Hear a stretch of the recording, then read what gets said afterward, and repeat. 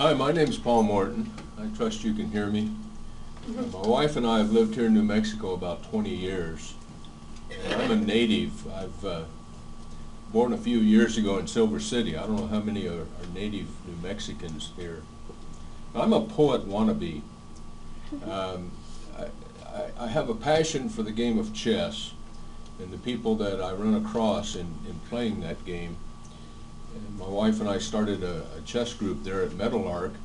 And I think the poetry group meets right across the hall from where we're playing chess. So I've had a conflict. I wanted to join the poetry group.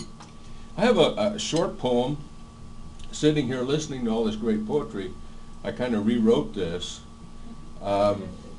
shortened it from about 10 verses to maybe 2. But the title is Life's Chessboard. Black, white,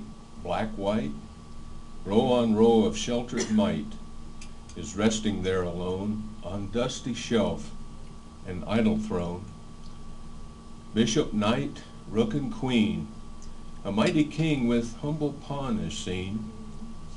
I struggle with my chessman, Lord, but know the real battle is with me.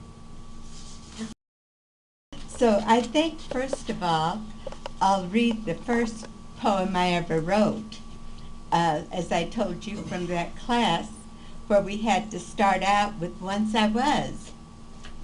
So once I was a silly girl, happy, wild, and free. I had no worries, no thoughts about the future. I played at life. I laughed and I danced whenever I had the chance. But now, I'm a sad, sad woman with many cares and fears about the future. My hearing's going, my teeth and my sight. I look around and see only me. That was frightening. So I had to write another verse. Hey, that's not me. I'm still a silly girl. I'm wild and I'm free. God holds the future. And Johnny, I have friends who dance with me. So I felt much better after writing that. And then sometimes I just write poems from things that I see. And Roz, you'll know what I'm talking about. This one is an ode to a desiccated worm. I used to walk my dog on the sidewalks of Vista Grande, and I guess they watered the grass a lot at night, and you'd find batches of worms up on the sidewalk, and the sun had come out, and they'd just bake till they're just little tiny things. And I could never figure it out. I'd go walk my dog, and he'd just turn up his nose. He was, a pug, and their noses turned up anyhow. So he would turn up his nose and kind of make his way through the worms very daintily. So I wrote a poem to those poor worms. I see you on the sidewalk. What a waste. The dogs and birds ignored you. Where were you going in your haste? Trapped in the sun on the sidewalk? But now I spy a cadre of tiny ants, lofting you homeward like a Thanksgiving turkey. Worm jerky. So, now I had a friend who started work at TVI at the same time I did. And you know how boring some of those, when you're going through orientation.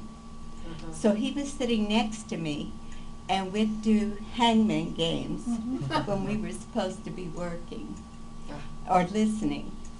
And then he had been in the Vietnam War, and when his army clothes wore out, he'd go to Goodwill or the Salvation Army and buy things. Well, he had to have suits and ties to work there. So his suits were usually for someone much bigger, and his ties were from the 50s, and they told him he had to dress better. So we went down one day for lunch and bought him a whole outfit, very GQ. And he would come in and ask me every morning, how do I look? And I'd say, looking good. And then he also would leave me notes with he'd cut out from the newspaper, Calvin and Hobbes comics. And I was the tiger and he was Calvin, and he'd white out what they said, and he had something different to say every day. So this is the title of my poem, Calvin and Hobbes. An unlikely duo, co-conspirators and confidants with a touch of scandal. Or did you only tell me what you thought I could handle?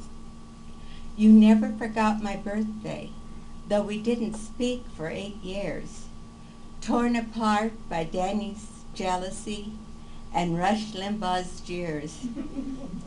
Gray coffin, gray suit, gray hair. I'd have to tell you, you didn't look good. I looked at your face, and without your blue, blue eyes, I didn't see you there. But I see you in the mountains tending your goats, protecting your MG from the rabbits, content with your brandy and pipe and books, a man of conflicting habits. I wouldn't believe it. You couldn't die. We had unfinished business, you and I.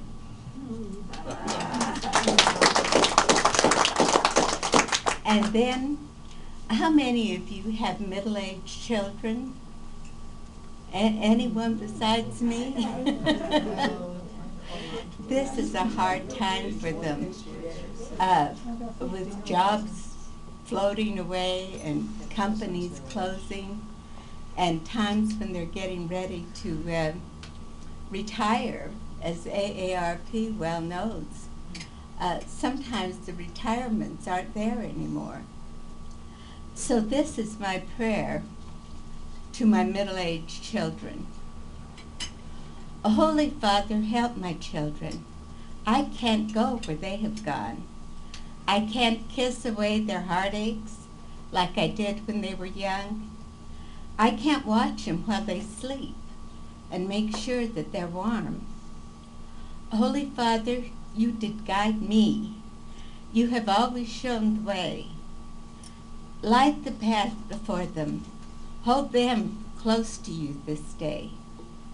Love them as I love them, and keep them free from harm.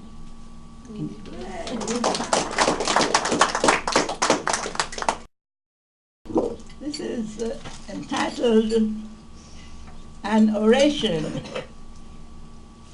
To prevent further procrastination, I'd like to make this brief oration without the least equivocation or any false exaggeration, just for the sake of exaltation.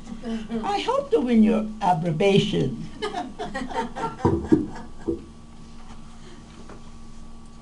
For since our city's inauguration, we feel a high appreciation of our statewide administration. We advocate through arbitration and affirmative enunciation by our motivated delegation. We hope the children of this nation obtain the best of education by use of the facts appropriation, especially in Rio Rancho location, wherever there's necessitation. To make the disclosed situation of the land strip annexation, we should join in the corroboration with the court's wise declaration of this desirable allocation resulting from thorough interrogation.